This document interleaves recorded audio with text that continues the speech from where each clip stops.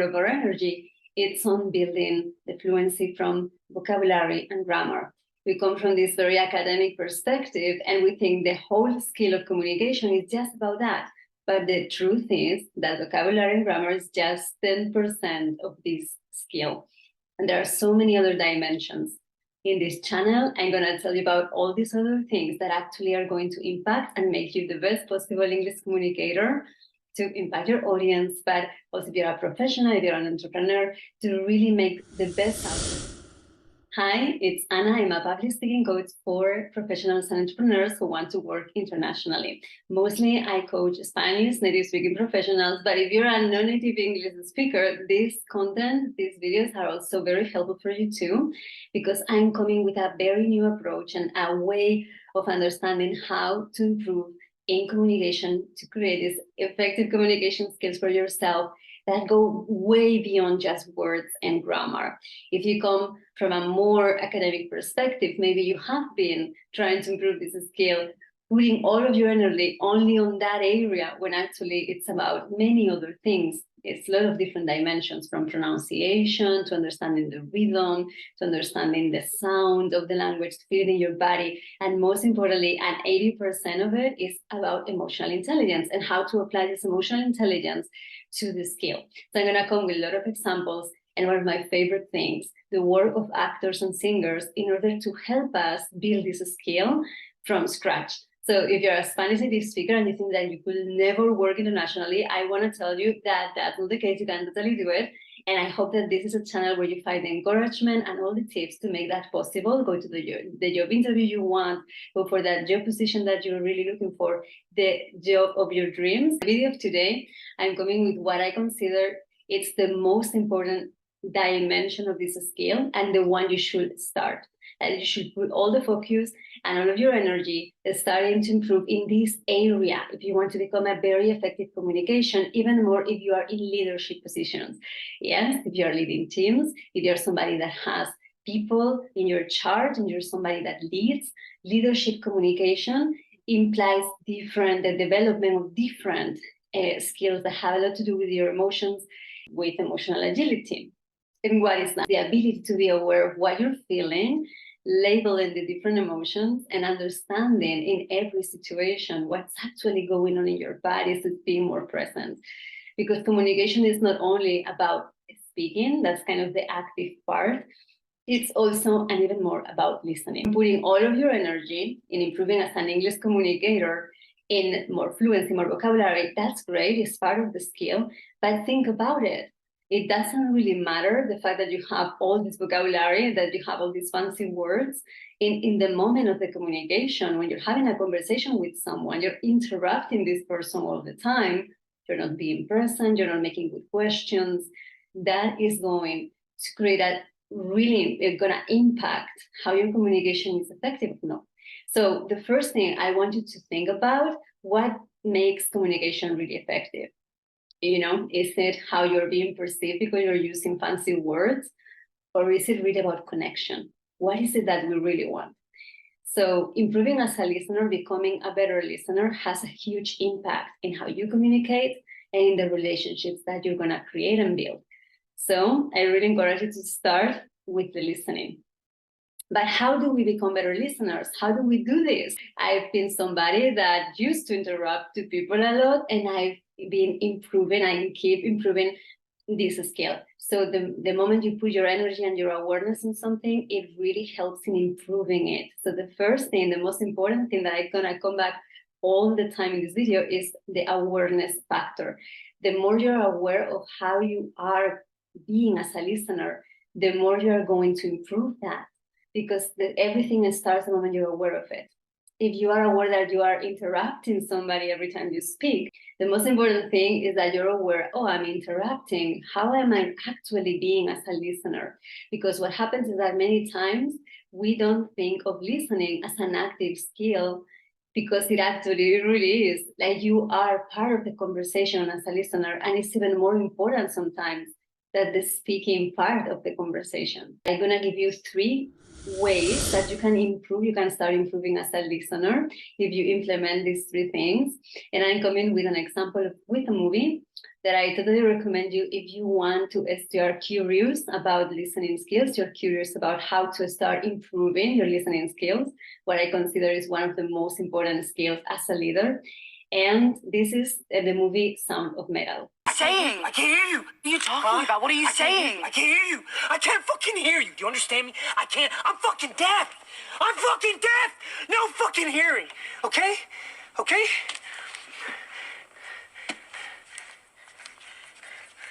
No, what I need is a fucking gun in my mouth. What I need is a fucking gun in my fucking mouth. Okay?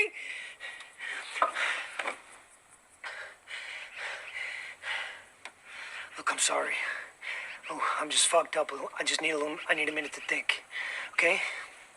It tells the story of Ruben, who is a heavy metal drum player that is gradually losing his hearing. So through the movie, we kind of see this story of someone that's a musician that is losing his hearing, and how the process of changing the identity of this new identity, this new way of living life for himself happens.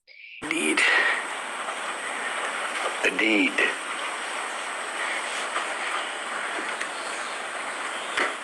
Surgery.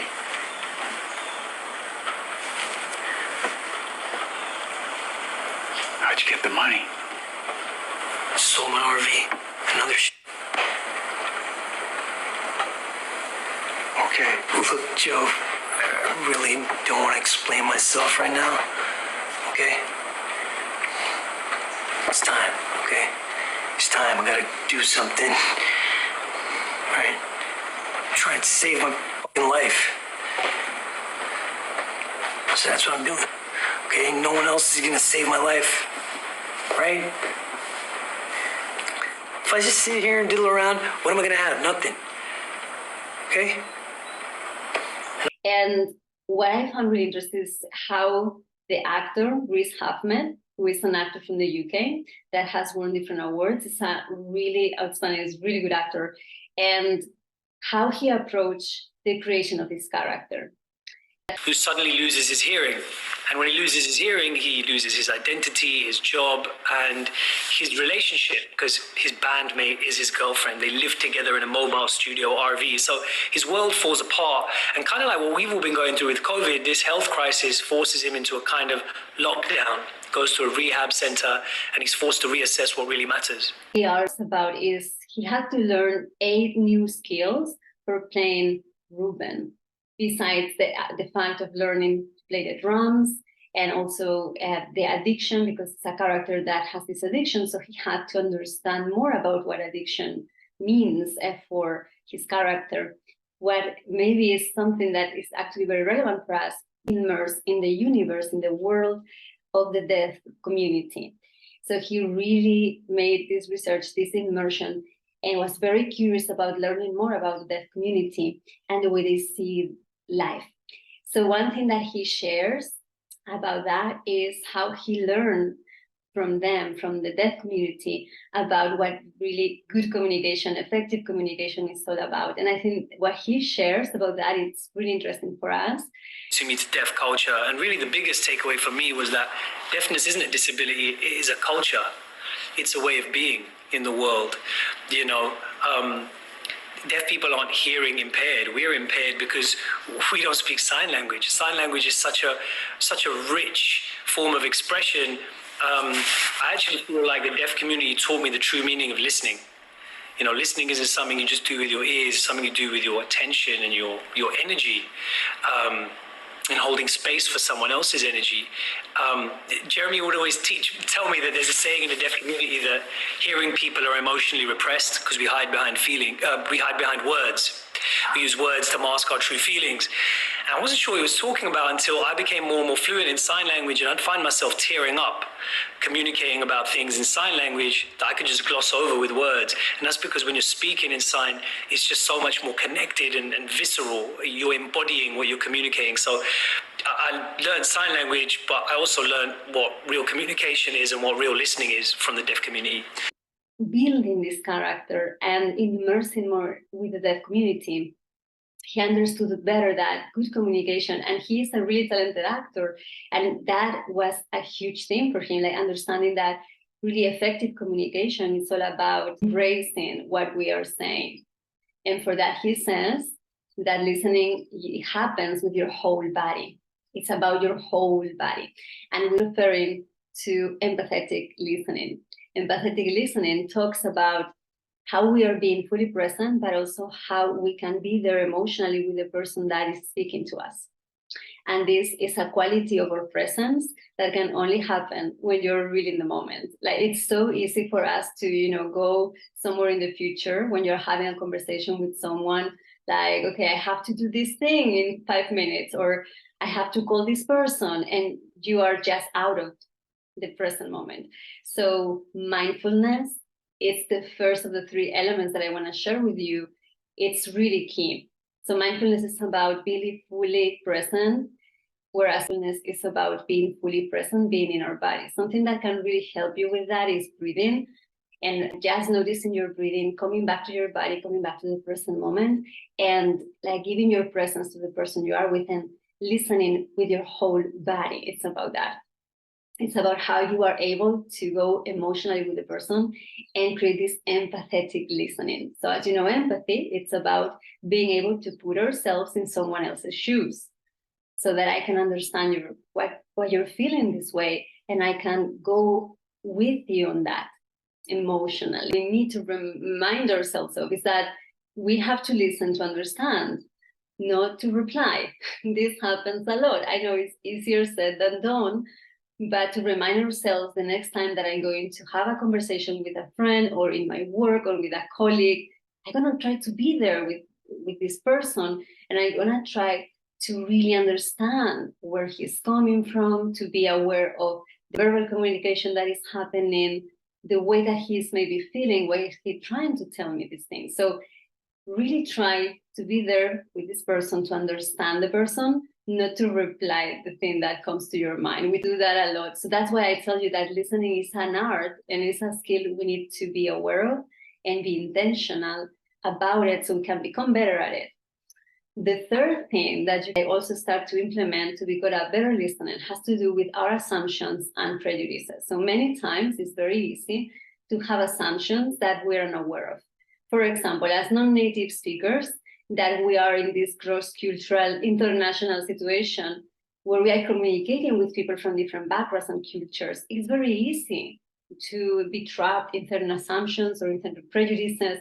So to catch yourself and your thought patterns when that happens is so valuable.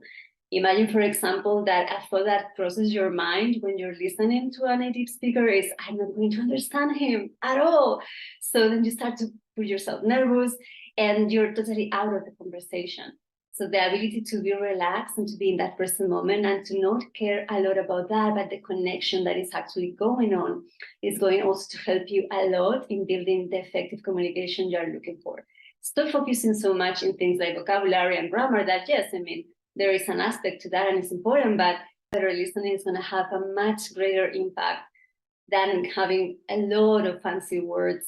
That is something that is going to happen naturally as the result of having a fluency habit and the result of creating an interesting environment for yourself that I talk about in other videos on fluency.